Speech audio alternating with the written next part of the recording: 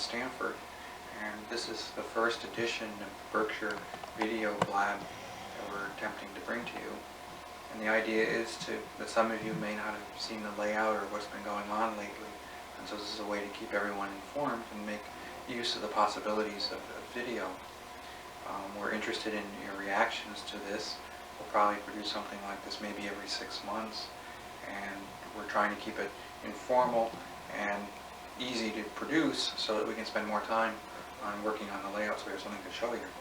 So the flubs and whatever else in the presentation are such that we don't spend a lot of time producing this. We can get back to the layout. Even as it is, it takes up a lot of time. A quick walkthrough of the layout to show you what it looks like on November 1st, 1986. Some of you have probably seen it, some of you may not have ever seen it, and so we'll try to keep both perspectives in view. This is Regis, and not too much has been happening here. The Waddles coal facility here and feed and grain stores still under construction.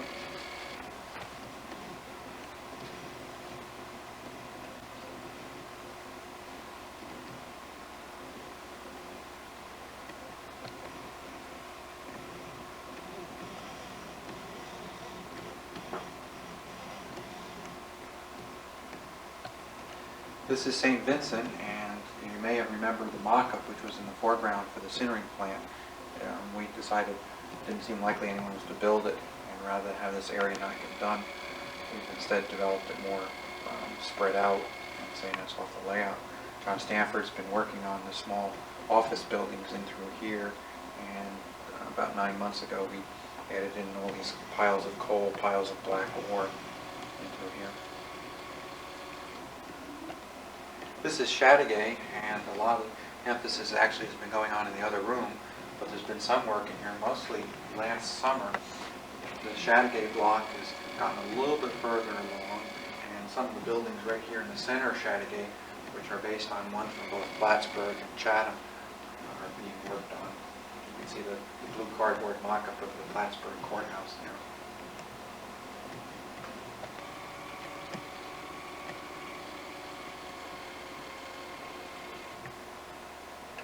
That are being worked on in the center part of Chateauguay based on Plattsburgh ones.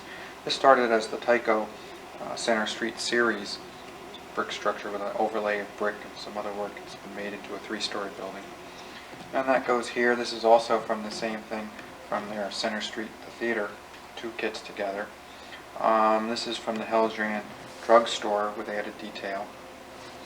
And then way over here is a drugstore, is a barber shop, also from kit bashed from the Tyco Center Street series kits. So a bunch of kit bashing going on in the center of Chateauguay.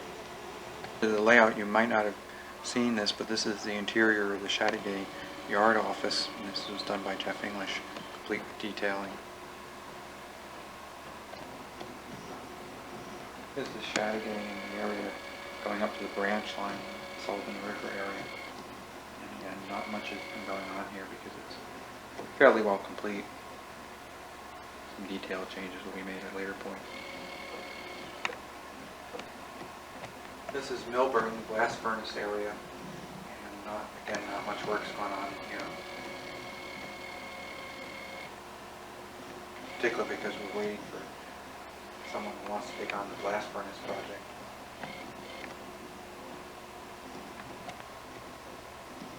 This is Inverness.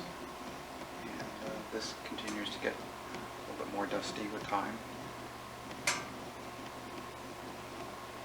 I imagine you recognize the Red Rocks area, and even though this area has been done for quite a while, and you may not appreciate is being able to view the whole thing as one piece from a distance, because the archives have moved behind Red Rocks now, and the area in front of it has been opened up into a lab. And so here's the lounge area in through here. The dispatcher's panel has been moved over. We have a slide projector set up for impromptu slideshows. The dispatcher's panel, which is still being worked on, semi-works at this point. This is Gainsborough, and it doesn't look like much is happening here. There's been some added water here and over here, but research is going on to find out more of what Lake George actually looked like. So it doesn't seem like much is getting done. It's all behind the scenes activity.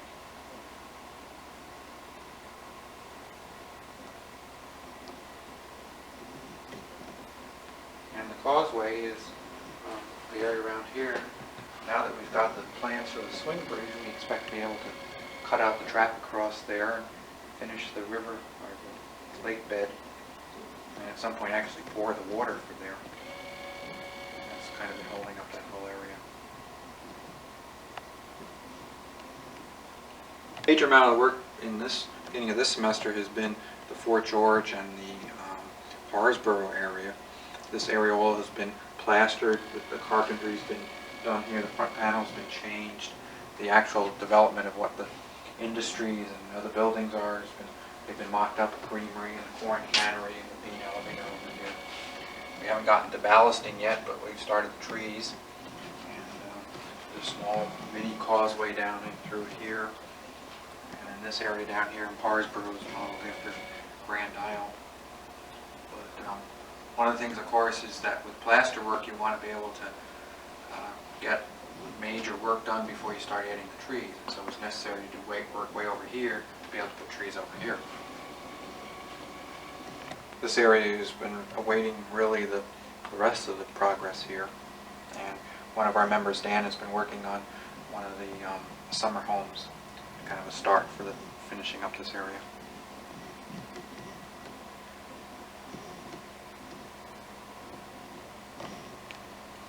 This is Barrington, and you can see Andy Claremont's scratch-built coaling tower and sand bins based on the Whitehall facilities.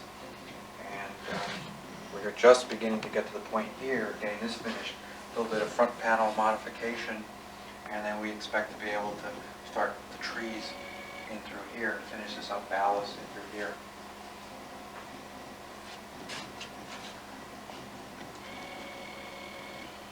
And way down here, a piece of chipboard's been added because at some point we want to be able to extend these stub end class tracks and give more capacity to the yard at Barrington. We won't make the track changes right away, but the carpentry will be done. And so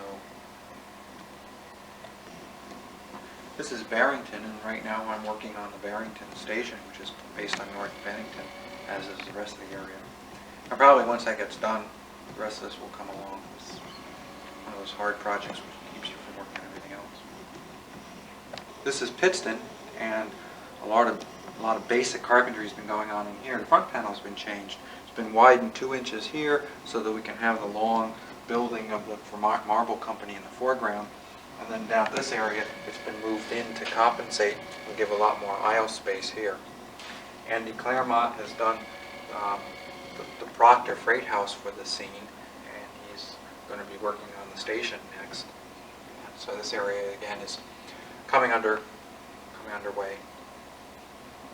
This is the area based on Brockway Mills on the Rutland, and this has been completed for probably at least a year now. And it's waiting for its neighboring scenes to get done. And down here, the area based on Chester, Vermont, we expect to make a minor track rearrangement through here, and that's kind of holding up construction, finishing up the scene. This is the area based on Gassets, Vermont, and again, this is waiting for the Chester area to be done. The farm is nearing completion.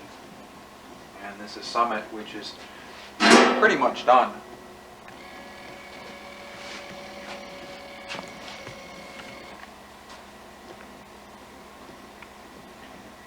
here we have the talc plant also from Gassets, Vermont, and that hasn't been started, although the trees in the background are done.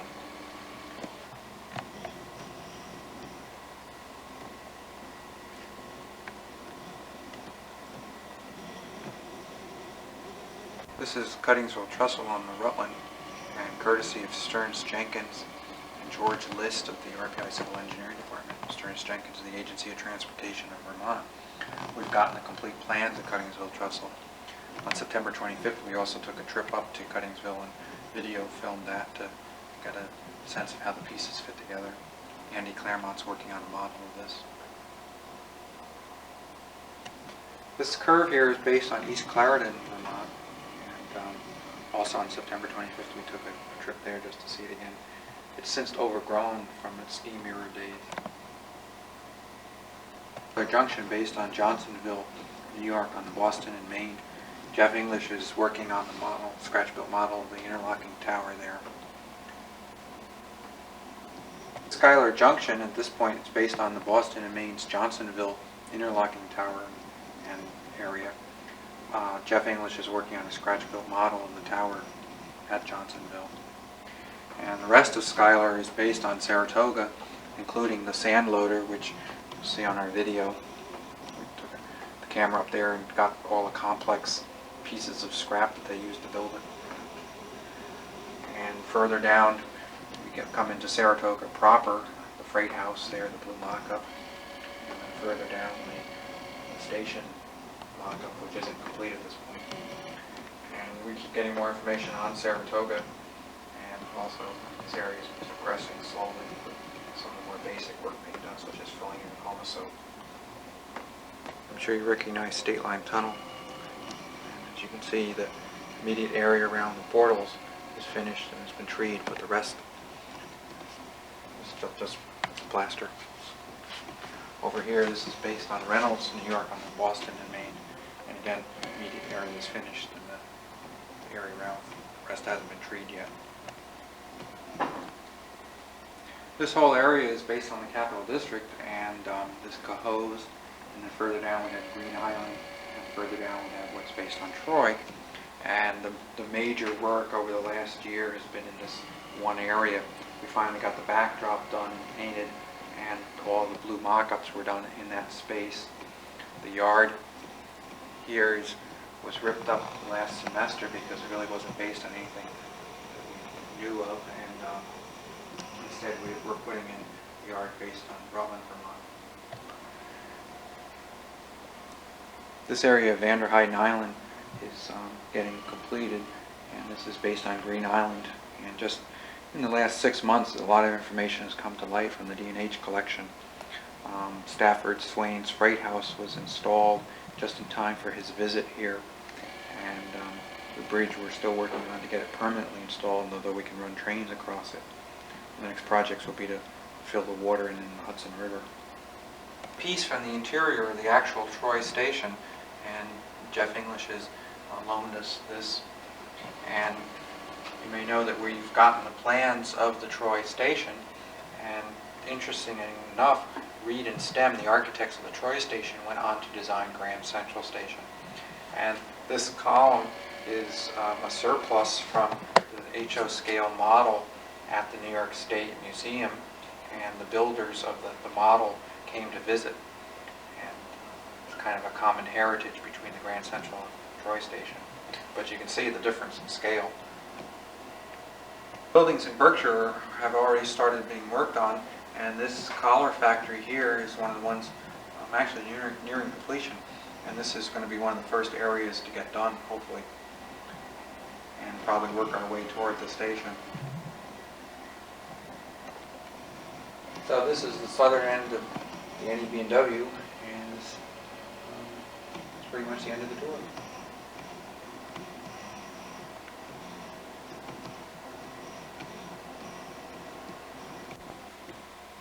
All right. Right. It's my right, and this is my left. John Merrick, hard at work producing the Blab.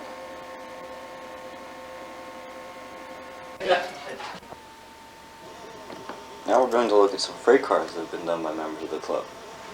These cars here are the work of Leo Landry, a trainman on the Green Mountain Railroad.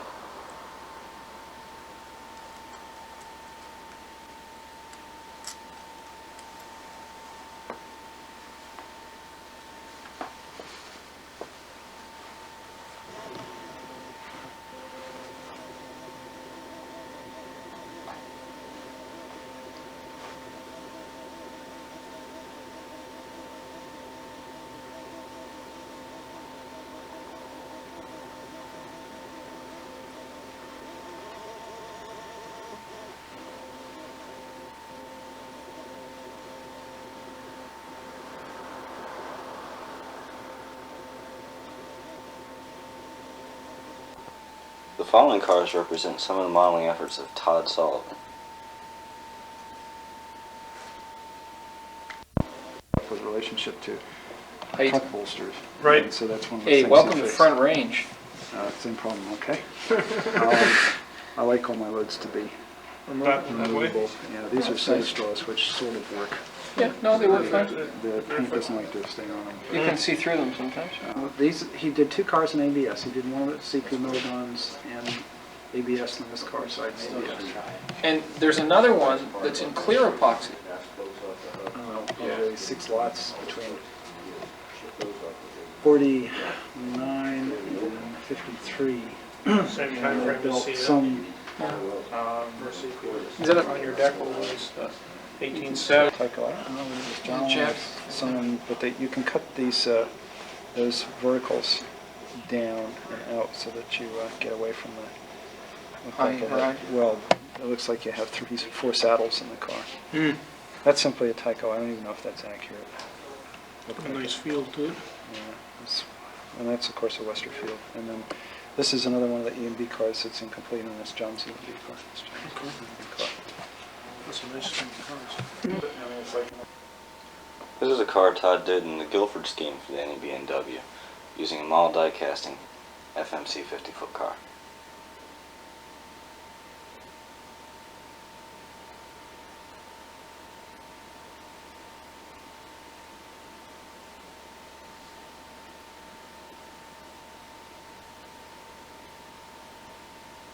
About the green dot standards, and just kind of want to show what they are and how they relate to what they were really developed around the standard Athearn boxcar, and it's an outgrowth of the Dennis Storzik article, 5 boxcar improvements in the RMC, I think 1982. Basically what it means is changing some of the details on the Athearn car, taking off the cast-on grabs and replacing them with wire ones, breaking off the stirrups and replacing those with wire ones or Delrin ones, leaving the ladders on, because the end ladders in particular are really difficult to get off, and that's kind of the key to this whole thing, which is you're making detail changes, except you're making practical detail changes and not complicated ones. The roof walk in this case has been replaced with real wood 1x6 rather than the heavy cast ones that come with the kit. The door is a significant area of improvement. This is a cannonball casting. It's a full height door, and rather than having the Athearn, which has the door track up on the body, it's below the body so that there's an opening that they don't have to step over the side of the car. And so the lower door guide is shaved off, and a piece of styrene is added down on the sill itself. And this area here, you poke in rivets where they're missing, and this area up here, rather than using the cast door guide, you replace it with pieces of styrene. And on the end of the car, you can see here that the brake wheel has been replaced, but these other pieces here, which would be impractical to come off, are still on the car. And here's a cut lever which has been added. And finally, it's just easy to make some changes to the underframe and adding in the rigging for the brake set, which looks nice in silhouette. And so you're taking a real cheap kit in terms of money, and you're making detail changes that really make it 100 times better than the way you buy it. This is a Dennis Storzik kit that Kyle Williams assembled, and as far as I know, he did this fairly stock, although he hasn't weathered it yet.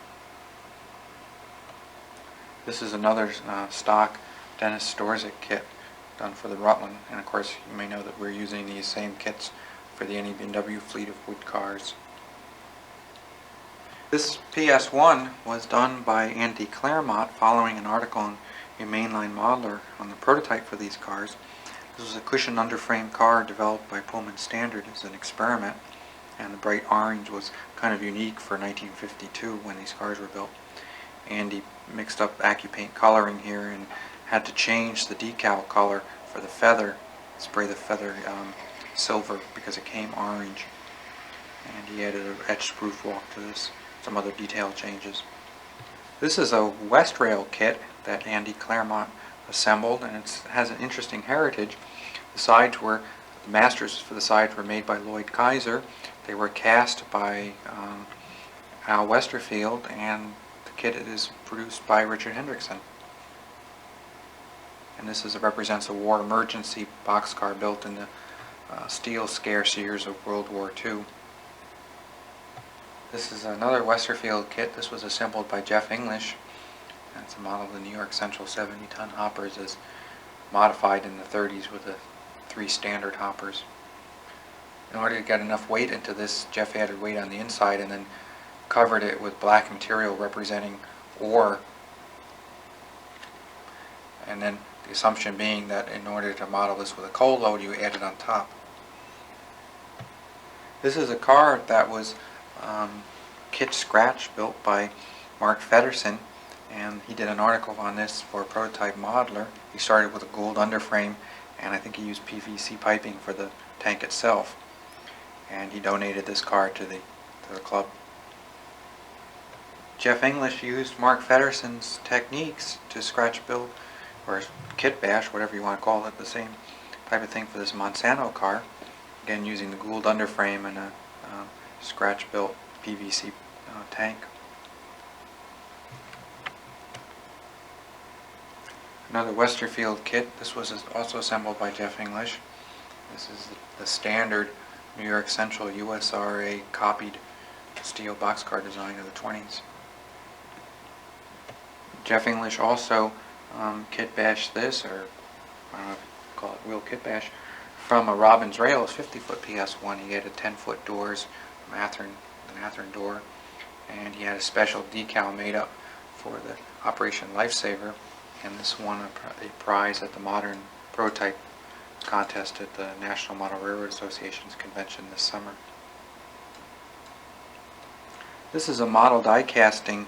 Gone happens to represent a C&O prototype built around 1950-53, somewhere in that period.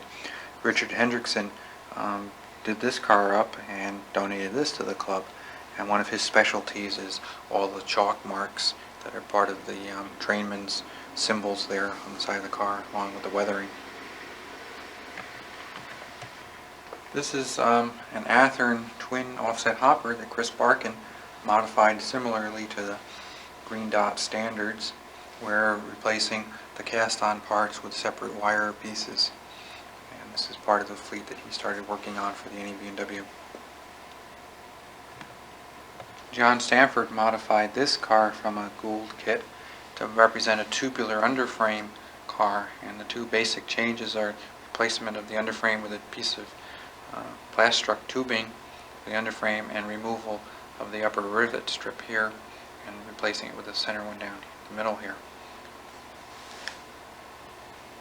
John Stafford also kit bashed this from the Mantua heavyweight car, using the tank from that and the Gould underframe to produce an 8,000 gallon tank car, possibly a more common gallonage for the steam mirror than 10,000. Boston and Maine outside braced car, and I worked from the plans that appeared in Mainline Modeler, and here's the model ready to be painted. You can see that this is a W pattern. Braces form a W pattern around the door rather than pointing to the top of the door. And the only car that in the market that you can get in plastic is the model die casting outside brace car. But that's a taller car. That's a 10-foot high car, and this is an 8'7" car. Also, the ends and the roof are the X29 design, and so that implies what you start with the the Walthers, or former Train Miniatures X29, and you cut out the sides from the model die casting car and then glue that in place. Now, one of the problems is the truck centers are in line with this last upright, and to get that proper spacing here and you not squeeze the door too narrow here, you have to lengthen the car by 6 scale inches at each end. And you can see the piece of styrene 6x6 added as a splice, just cutting through there, gluing it in place, and then using body filler to remove any, to make it smooth. Also, to get more relief on the braces, I added 1x2 pieces of styrene, and the door is an Athearn Youngstown door. These are Grant Line ladders here, and you can see the little tabs of 1x3 styrene to space them out from the side of the car. The roof walk is basswood 1x6, and that's real wood on top. And the door hardware is from Detail Associates. This in here are Grant Line corbels for the lower door guides. Now this is a commercial stand used for painting, and instead of that, if you don't want to buy that, you can make your own out of coat hanger wire. And here shows one of that. The only problem with that is it's not as stable. I mean, this car won't stand by itself. But at least that's a cheaper way of doing it.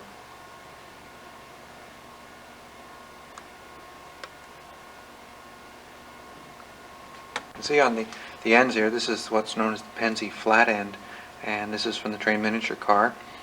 Again, the Grant Line ladders. This is cow scale brake set, except that the wheel is a Precision Scale Products or Precision Scale Company wheel, much finer than the cow scale. And the grabs have been removed and replaced with real wire, and also the brake staff has been the same. And you can see here the cut lever here. I don't know if you can see it, but the cut lever comes out and goes around the brake staff. Okay, this is the underframe. Now, this is just a piece of 60 mil styrene here. This is an Athearn underframe, and these cross ties and the cross bearers have been rearranged to match the prototype. The cross bearer here just simply has a piece of 10 mil styrene over top of it. Normally I use the cow scale AB brake set. This is parts from their Hydro Cushion because I ran out of parts from the AB. These are weights here because I forgot to put weights inside the car. This is just brass wire, and that's a piece of chain there, and the idea is to get it to hang in the slack position, and so I use some ACC to hold it in that position even though it's upside down. So to do that, what I would do is hold the car in the normal position, let it drape, and then flow ACC on it. And these are just brass grab irons to hold it in place. Close-up of the door shows here, the lower door guides here are made from Grant Line corbels cut down and then mounted on a piece of styrene, each one a little one. This is just an Athearn door, it's been spliced, and the various pieces have been turned upside down to move the tack board up. This is from Detail Associates hardware set, although I think it's part of the latch set. It's used here for the support for the top of the door, and also Detail Associates used for the hardware over here. You might notice that the wood has been, the plastic wood has been grained here to give it more texture and to give a little variation in texture between that and the brace.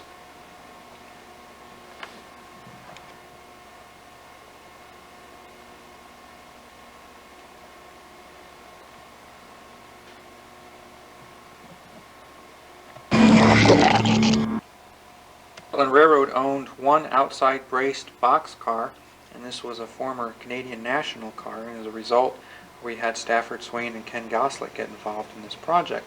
They made up the masters and made castings, and Jeff English is working on 2 cars, one for the NEB&W and one for the Rutland, both 7999. 99999999999. October 25th, Stafford Swain came to visit his freight house, and this was the first time he had been to see the layout. And we had a nice little get-together to talk about freight cars with him and with Todd Sullivan and with Ken Goslick and with some of the guys from the Green Mountain Railroad and some other people. Flash a Canadian grain car out of Blackman and get something reasonable. Every single dimension is right. It's just that it has the extra little 50 cubic feet on each end. If you cut that off, you can't deal with a roof walk. Have you ever seen one of those things? Have you got one? The cleverest casting job I've ever seen in my life is in 2 pieces. The entire plastic kit is in 2 pieces. Ladders grabs the whole bit. Unbelievable how they did it. I don't know how, I know how to take it apart. I also know never to put them in brake fluid. If you put it in brake fluid, the Bachmann car, and you pick it up, as you pick it up, it will break into pieces from its own weight. Like if you take the end of the kit and just lift it straight up, the car, it doesn't bend, it just goes plump, and the end falls off. And if you touch it, the side just goes clink and falls out. That's just when it's been submerged. Yeah, it's got to be that it crystallizes or something. I don't know what it does. Wow. What does it ever mean? Do you want a grain car? Do you want a grain car roster? John, don't you have a copier down here to help these guys out? No. I don't know if this is the latest version. We I can't have. imagine why they don't. An S shape into the hole, right? So there's no mounting rivet detail necessary or anything like that. No NBWs? What? NEB&Ws? You know what I mean, John? So, what? Everybody's into it. Like, like. What was the laser shit? There's this is the angle, the vertical angle has a hole, and the rung comes along on the outside of the angle, Oh yeah, falling. turns in, goes through the hole, and then turns The and goes that foliage way and is on the ends. ground. Oh yes. And that's the only, that's Naked all that trees. holds it in place. Fallen. Sounds like NEB&W.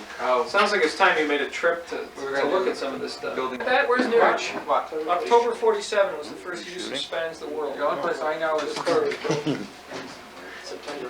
Well, that's what, yeah, the first, it appears that they do some sort of ceremony with it.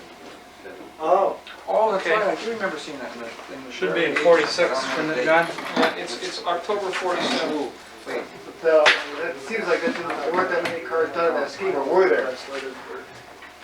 Yeah, there were a lot. You know what got it a lot? Were the little low height 2.4 boxes, the little 8'6" boxes, the steel ones. They got it when they came in for repaints.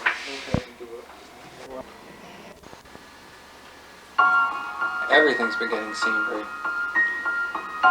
This is Fort George, and this has been worked on at the beginning this semester. This is what it looked like at the beginning of the semester. The creamery in the foreground here was mocked up, no front panel, and you can see some of the other mock-ups that have gone on in place.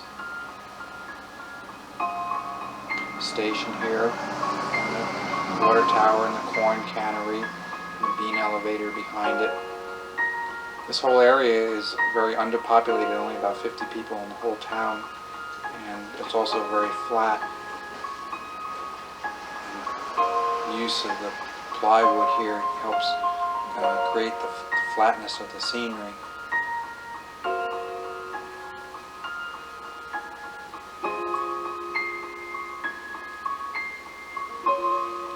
A few weeks later it was hard shelled, and you can see the hard shell's been painted brown, the front panel's gone on, some additional plastering has gone on for roadbed profiles.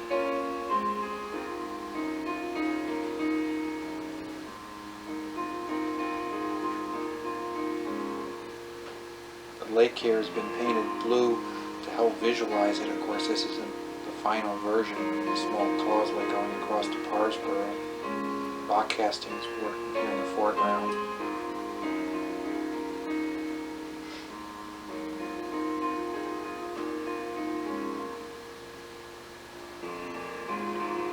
Finally, within the last few weeks, it's been treed, and we hope on our scenery video to be able to show tree making along with other techniques that we're using on the club. Now we're coming to the area of Kendrick Mills. This is how it looked like in 1984 in the summer. You can see the sheets there for temporary catch trains.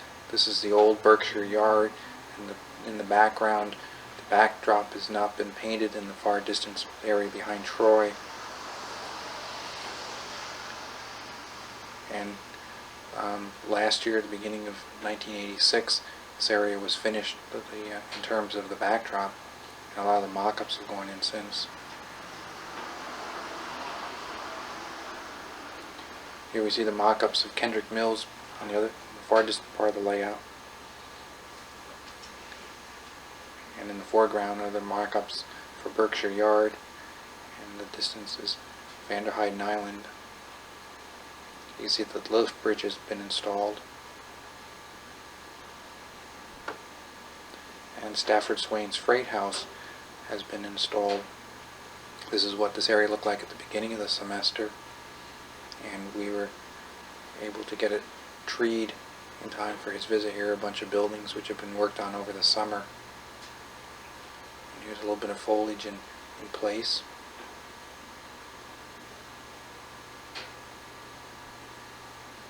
And this is what it looked like when the time Stafford came to visit us, with the trees along the shore all installed.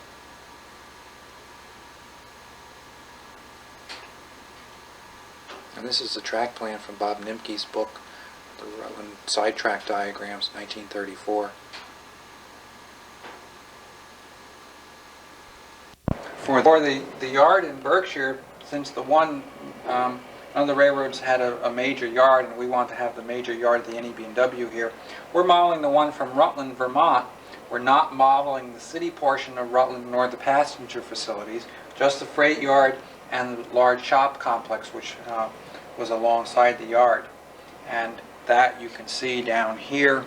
Started constructing about 6 months ago, and we had a yard here, we had the track down, and then we realized we didn't really have any idea of how to operate it, and it was very difficult to scenic. And so this we know operated well because the railroad used the same yard tracks for about 100 years. This was an old roundhouse, the coaling tower, a newer roundhouse. The old roundhouse was being used for storage. This was the first engine shop, which was later made into a tender shop when they built a new second engine shop in 1919. This was a machine shop down here.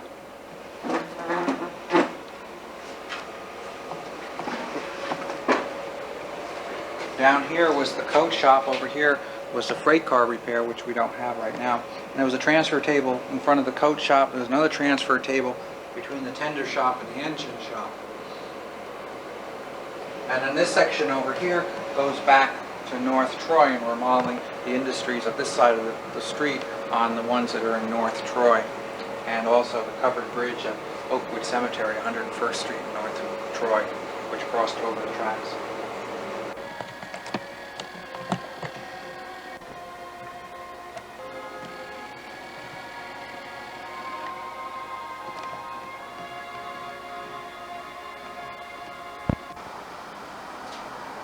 As you may have read in the Blab, last year we converted our electrical system over to a carrier control system, Dynatrol by Power Systems Incorporated. This is the old control system, APR, Advanced Power Routing. We had about 40 of these spread out around the layout, which controlled the power routing to each block. These have all been removed now. This is some of the wiring that's come out of the layout and the rewiring.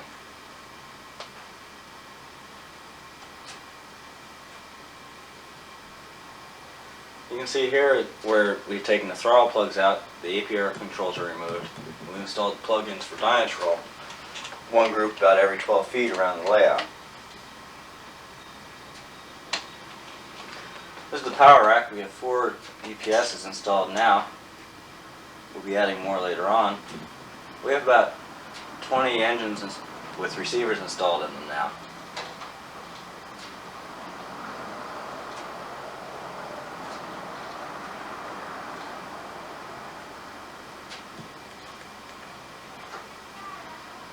These are the memory walk-around units. We have room to expand eventually to 18 if we wish. This is a project I'm working on, building a radio control throttle out of an inexpensive radio control car like you'll get at Radio Shack or such, using the steering servos to control the throttle setting.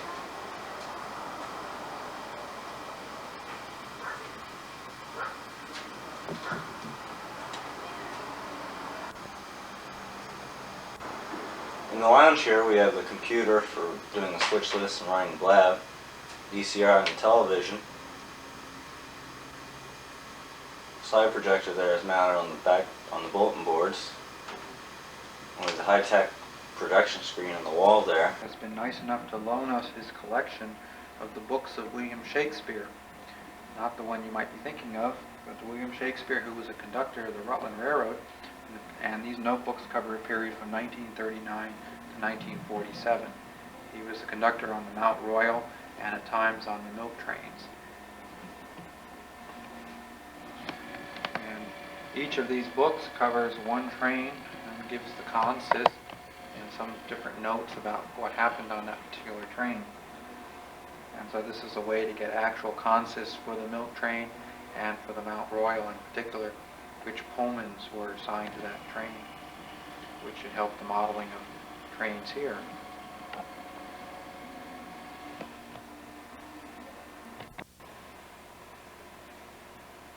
One of the unique things about the last semester has been the valuation notes we've gotten from Stearns Jenkins. So this is just the material for Rutland Yard, and this is all from 1918, showing detailed information about the yard buildings, interior information, the number of brick courses on various buildings, rough sketches and plans. Absolutely incredible information that we would probably not be able to have gotten. From Bob's photos comes this color photograph of Saratoga Station, showing the color of the kind of orangish yellow brick. And from George Bolster, up in Saratoga itself, comes this aerial photo of the station around 1955 or 56. Shows a lot of detail, particularly roof shots.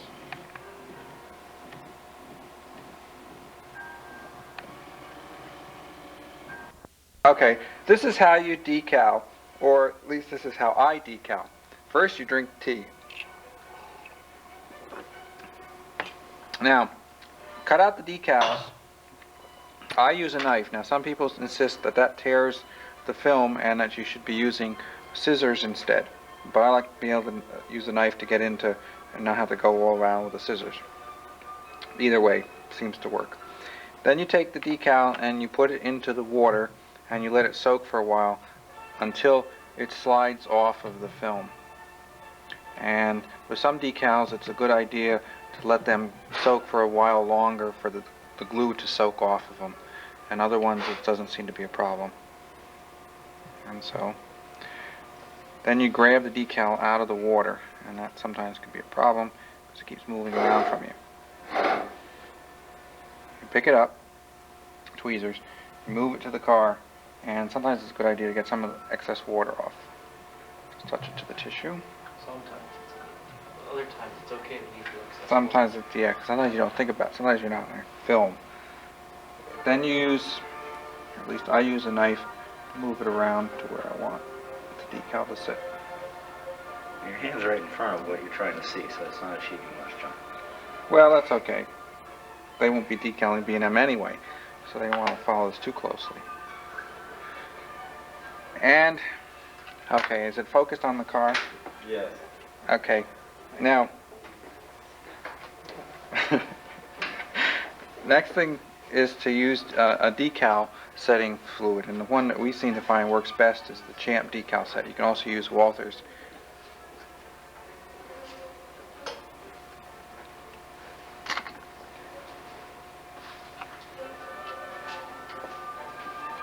And just touch it to the edge of the decal. You don't want to flood it too much because then the decal will move on you.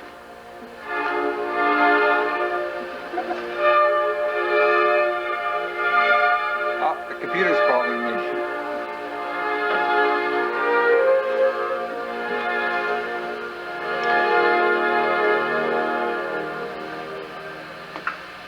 And the car is done.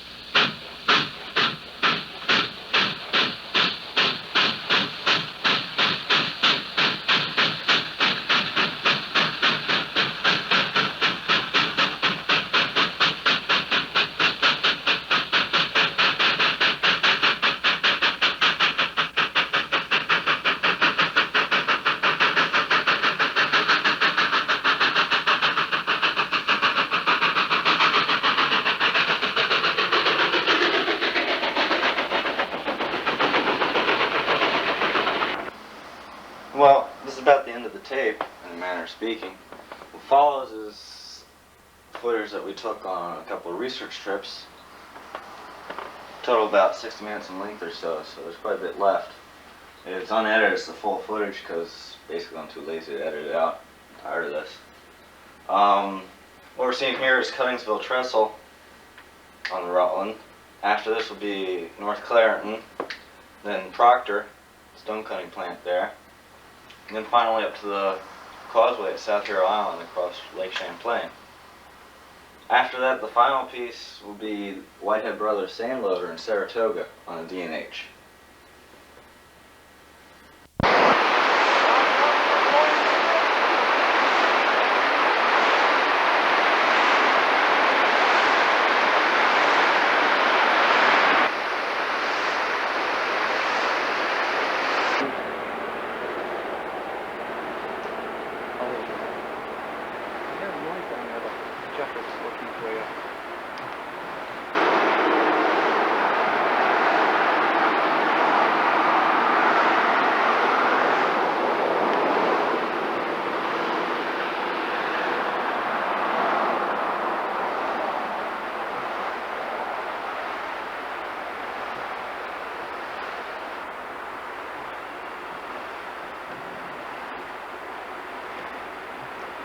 Why don't you quickly pan over the bridge and that'll prove to John which side of the tracks.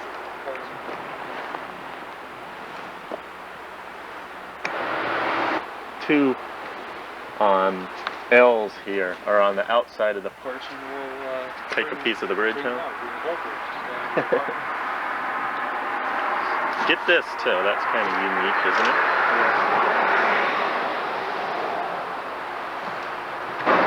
And I thought at that point, that's why it was. We'll look at the 1950 years. And this business, somebody added. Right, I don't know if you guys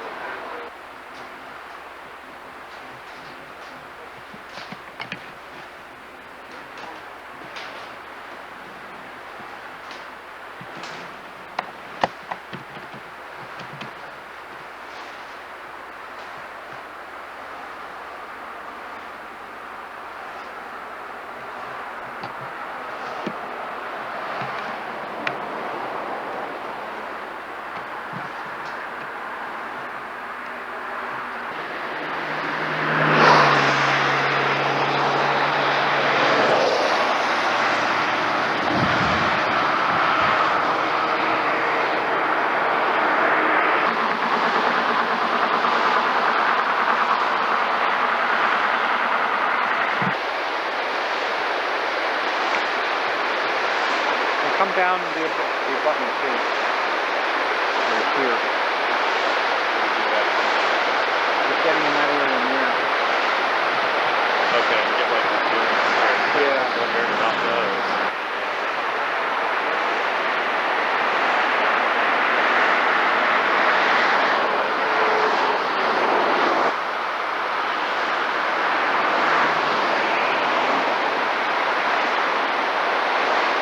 Central Valley Foods, does that come across from? How do they do these? But I do know the width of this bridge. That's something we need to know right there. I think it's exactly 10 feet. There we go. They give the length of what? There's the width of the...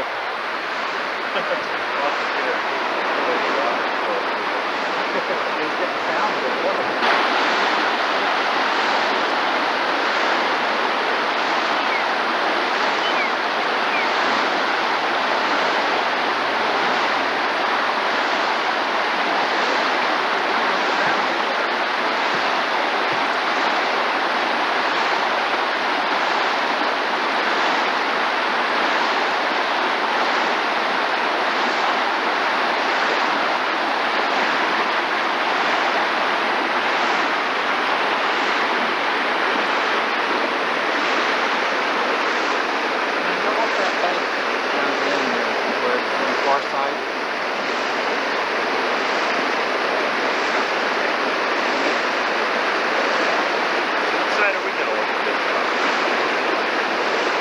Popular view. That's right. Popular view.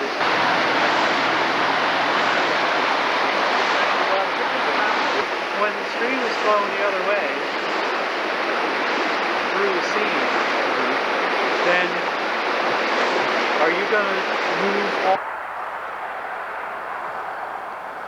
Actually, here's a really good spot.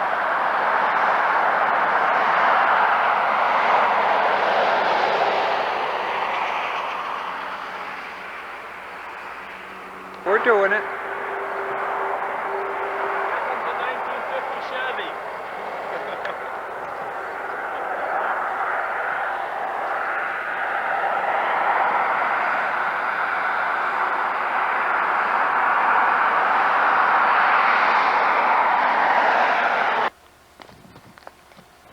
Sapling in 1950.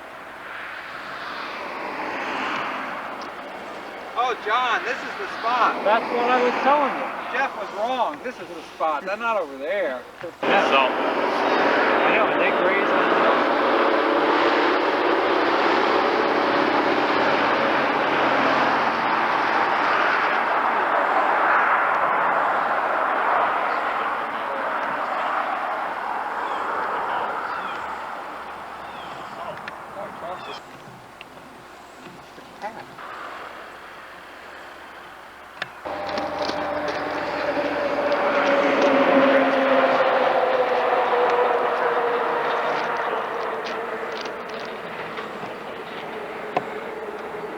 I found one. I'm going to have a...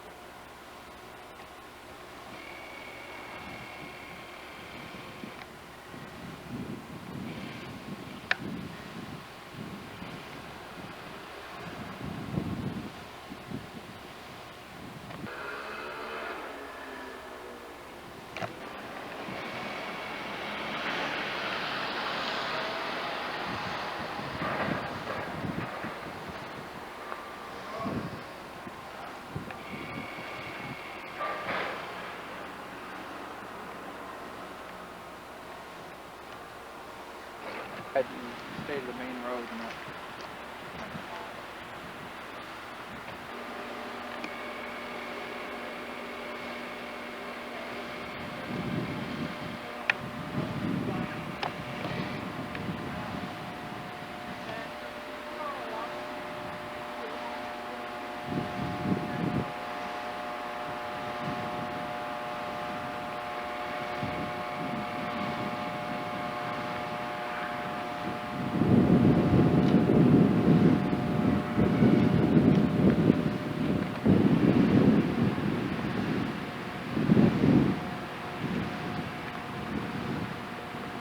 Just might want to shoot the hills over there too.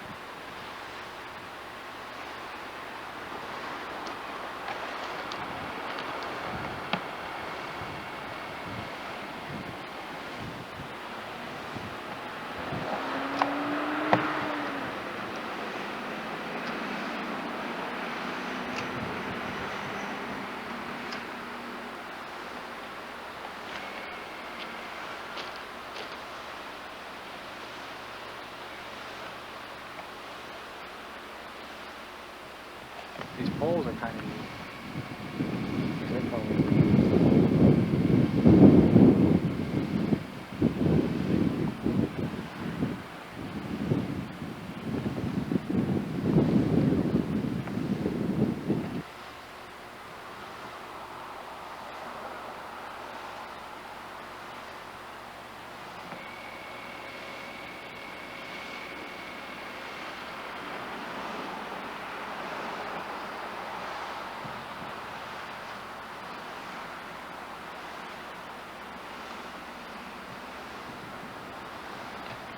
That's an idea. but that would lift out real nice. And can you get that little brick building down there too? Which one? Kind of up on the hill. Oh, you passed it. I know. Okay.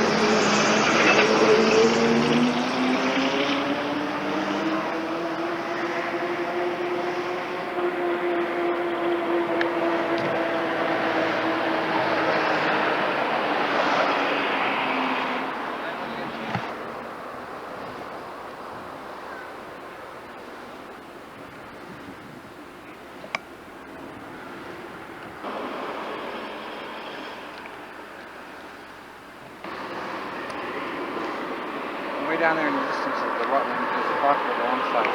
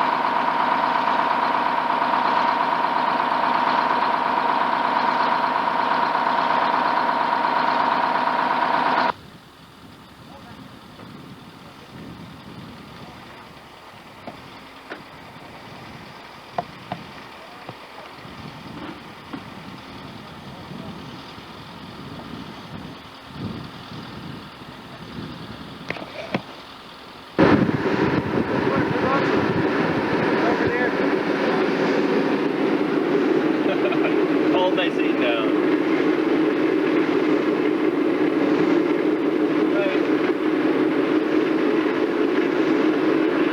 Here goes the milk.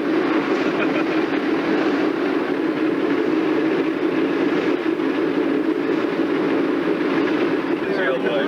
No, you see it. You see it when you press the milk. Okay, turn it on.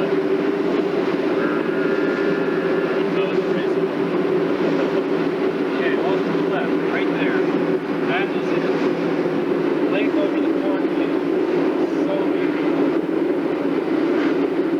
Maybe if you're standing on the roof of the car, right? Engine exhaust over the D&H. County. Is that it? Right here.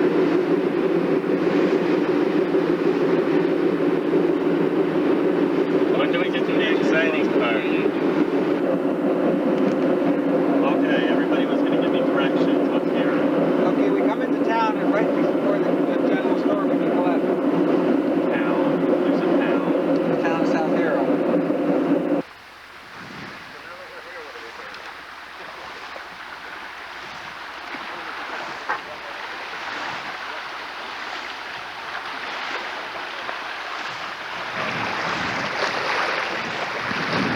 Ooh, look at the boat out there. That's gonna be neat in the video. Let's be quiet. Boy, he's trying to get creative. Yeah. Let's be quiet and record the lake laughing. Is this 187 to the side of that?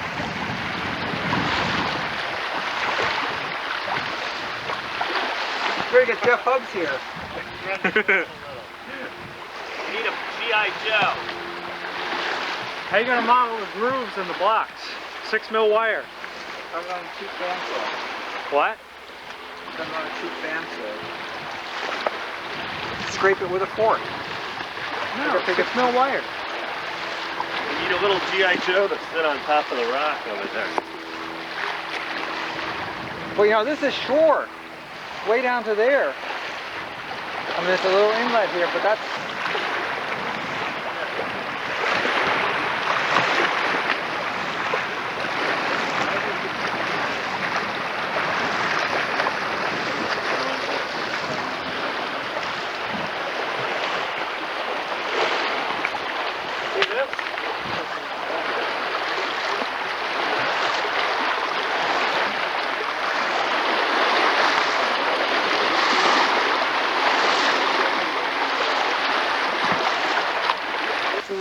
It's open on the other side.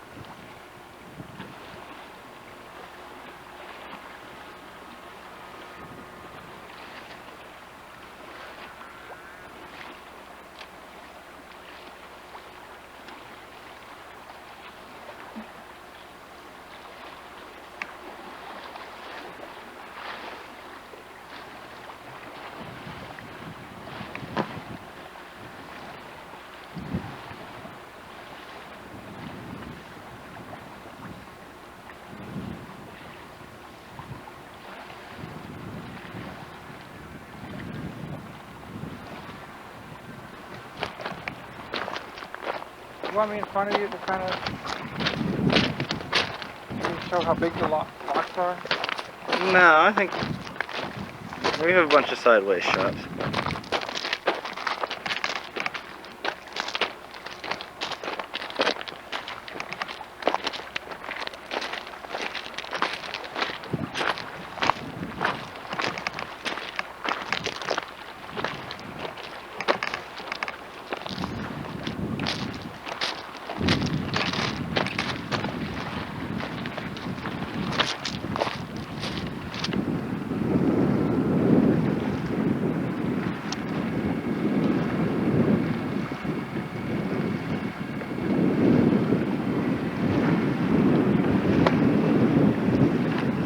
I can't believe how much erosion there is. But It's cool out here. You got my jacket. to get out there, you have to go through quite a lot of swamp at the other end. It's quite a long hike. Can I to just the take other a end. kind of film here? Cut out. Now this wood stuff here was put in just to keep boats from hitting the stone. But not on the other side. It hasn't eroded the other side. Oh, this has a lot more trees. Is it 4 again? 352. It's 5.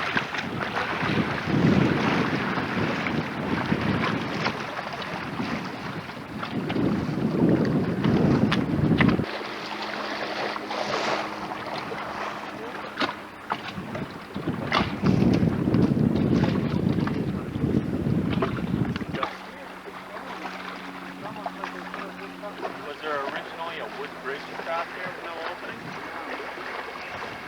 Bridge was built 1900 on the Causway. Well, John, I'm going to show you the old right-of-way of the Rutland River.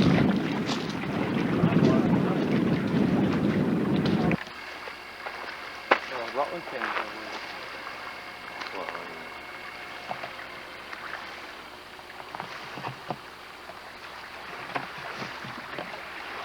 You know why the Rutland is a cool railroad? In case it will. I'll show Laura the video. Yeah. I would have brought these flowers until they died. Here's the new one for you guys. You don't have these yet.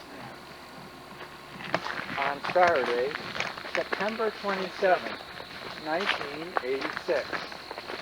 We are 36 walking. years, 2 days after NEB&W. We are walking along the abandoned right-of-way of the Rutland Railroad as it approaches the depot area of South Carolina. You get the feeling that he's not filming. Was that This is most of it? Red light's on. Area. Huh? Red light's on. What red light? Yeah. That Does one, that yeah, I mean guess it's a it is. prostitute? I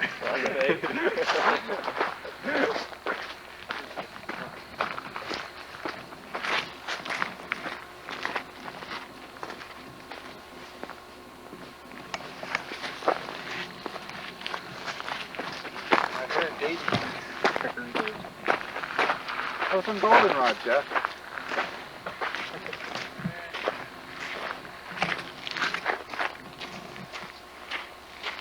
I didn't see a red light though.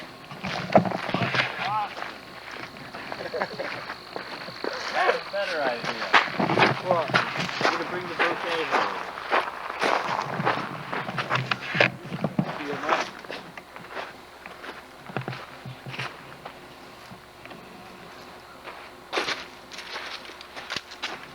You'll get it in a couple weeks. I never will. That's right. Won't have much color either, though. Here's the side driveway. That's where my car was. Where did all the teenagers get? Where did that go to? What?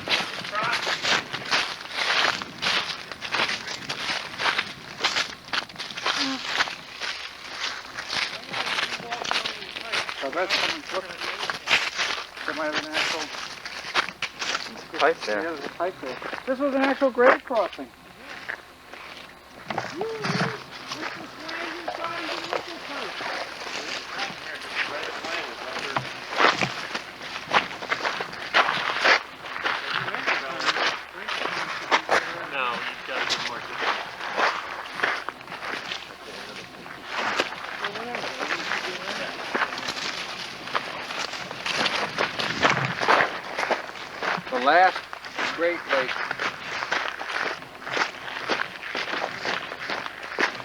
I'm thirsty.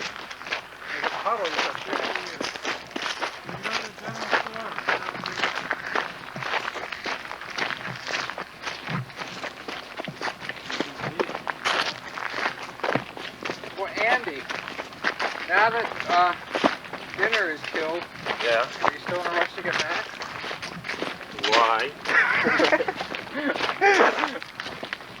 I still want to. Yeah, I still want to go. Well, I don't. Well, You we'll can drop stay. you off here and you can walk to Chatham. We'll pick you up in Chatham tomorrow.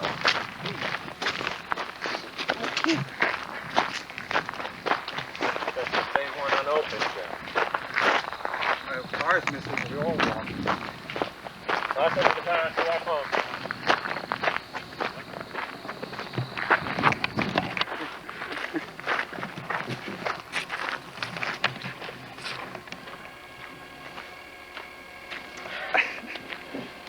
Spare. Here.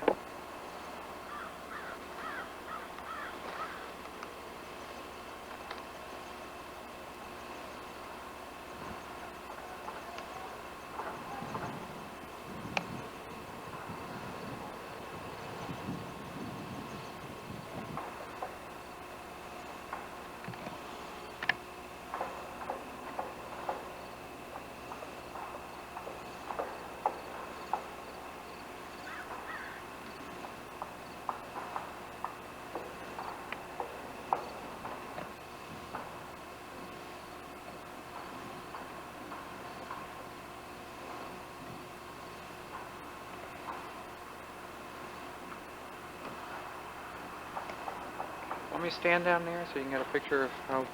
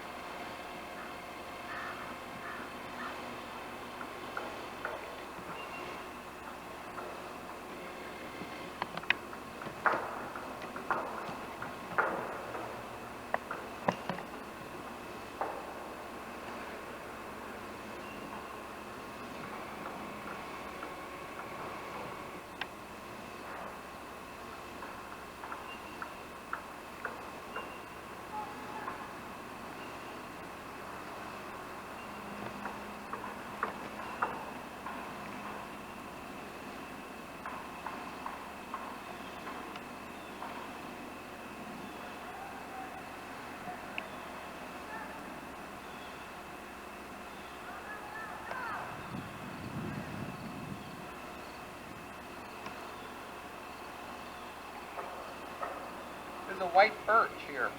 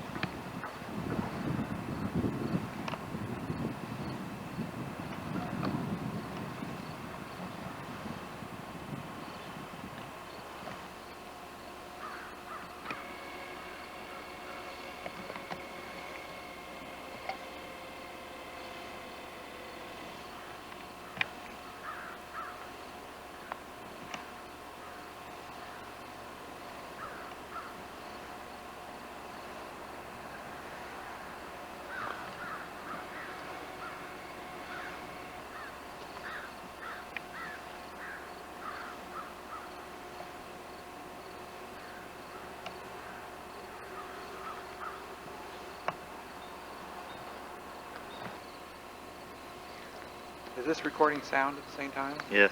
Okay, I'll make some comment. Definitely a bluer than a Rutland green. But definitely not blue, it's a green. And it's only painted up halfway on the framer there. Like those rails.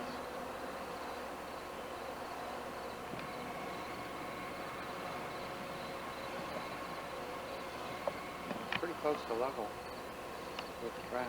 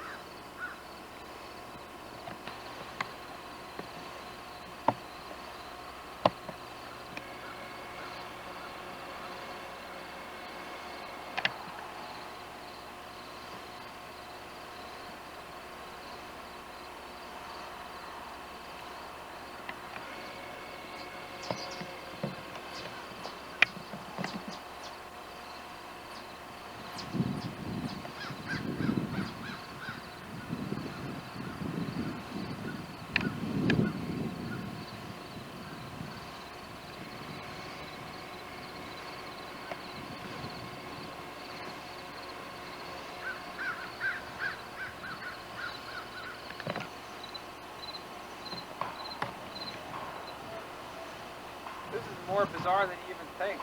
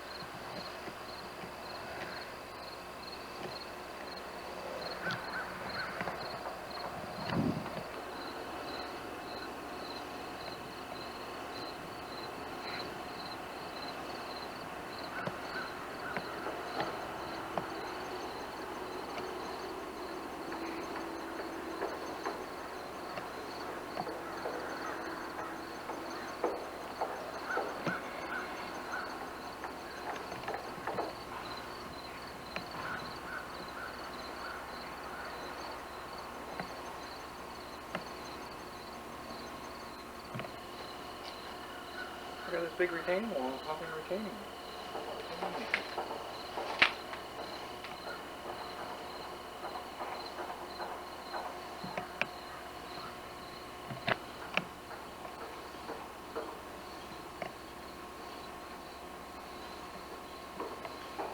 See, no, I'm sorry, I got it wrong. The belt's climbing. Yeah. Okay, I thought it was just a stationary chute. Not sure how they went.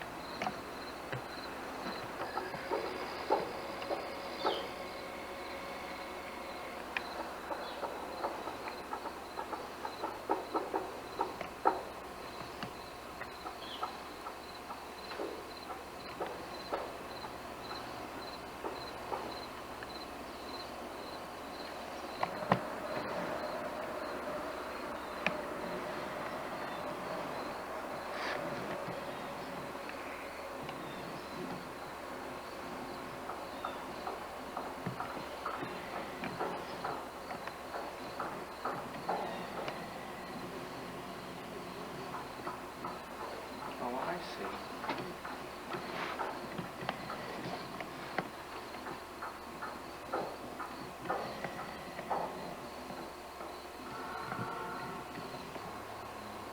Fiberglass, yeah.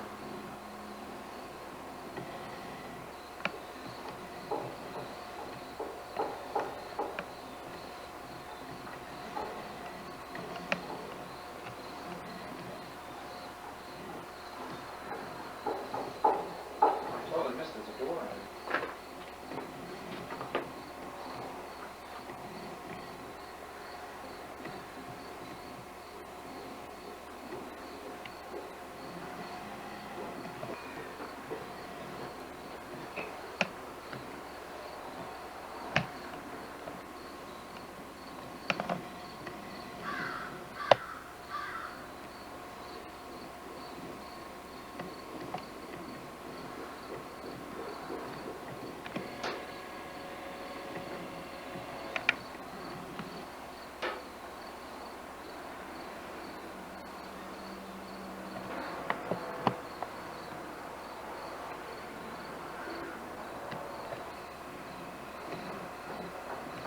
I'll let you know. Yeah. It's letting me know.